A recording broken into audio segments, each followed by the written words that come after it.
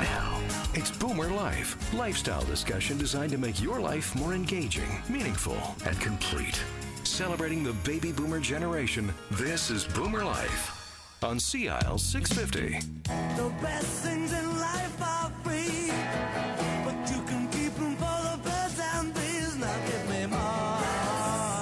And welcome to Boomer Life on CIL 650.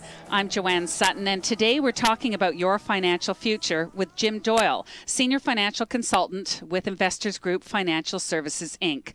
So along with your Certified Financial Planner designation, Jim, you actually hold additional designations as a Chartered Life Underwriter, a registered trust and estate practitioner, a certified divorce financial analyst, as well as a certified international wealth manager, and you're also a graduate of the UBC Sauder School of Business Family Enterprise Advisor Program.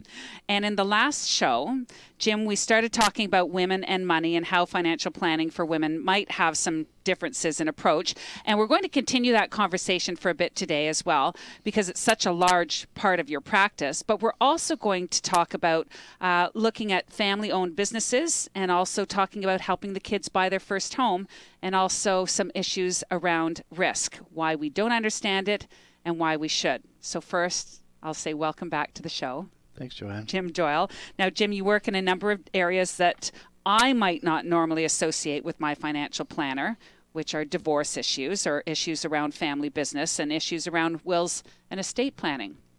Why is that? You know, you might think that my typical day is focused around investment selection and market research and portfolio construction. And while this can be a good part of what I do, I'd love to share a story if I could. You know, earlier this week I met with a new client, an elderly widow.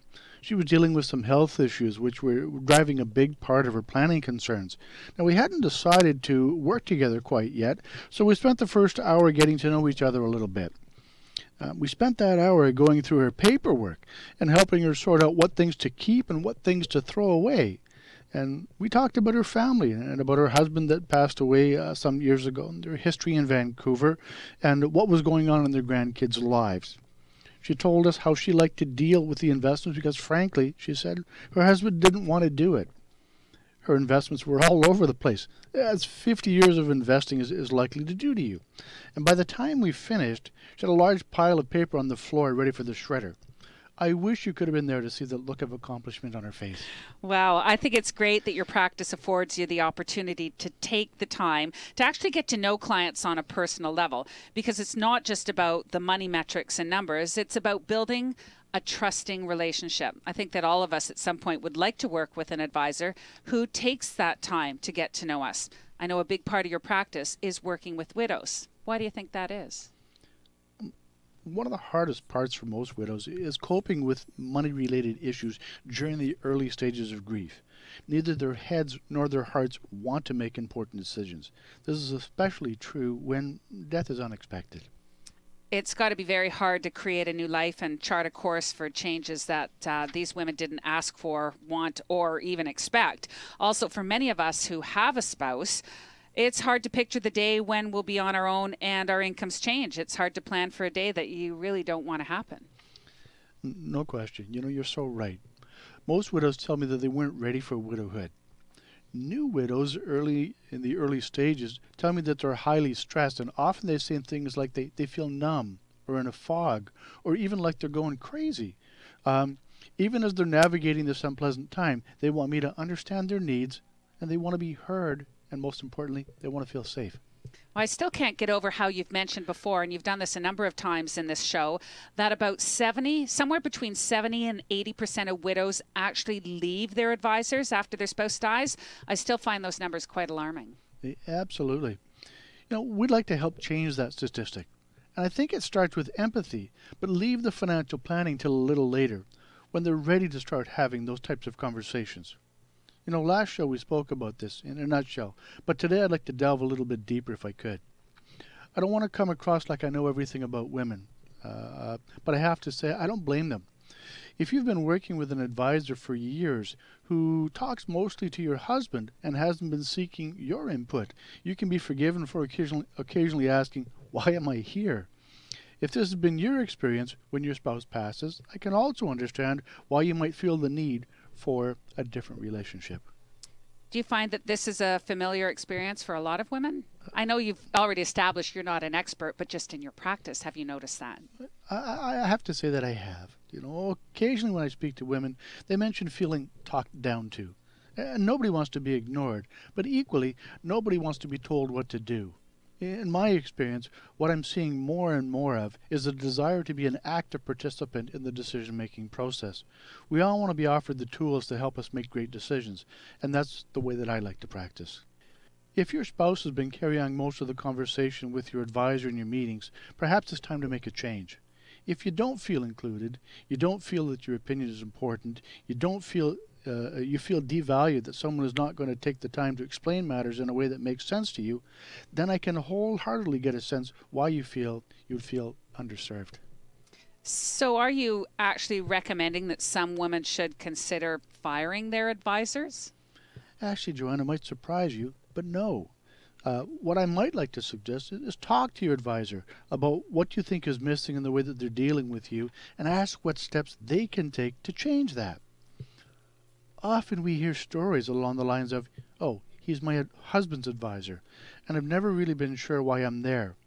What I would like to suggest is that after having a conversation with the advisor, if nothing changes, then you might want to consider having a discussion about changing advisors. So, Jim, I'm actually glad you brought this up, because I think there could be a good number of women who are not really sure where to actually go with this challenge. I think everybody wants to feel respected and that their input is essential. It's important to remember to ask people how they wish to be spoken to. In my practice, I work with a range of personalities. Some people don't want to be involved because they tell me they don't get this stuff, and others have been rarely asked for their input or opinion, or have rarely been asked to make decisions.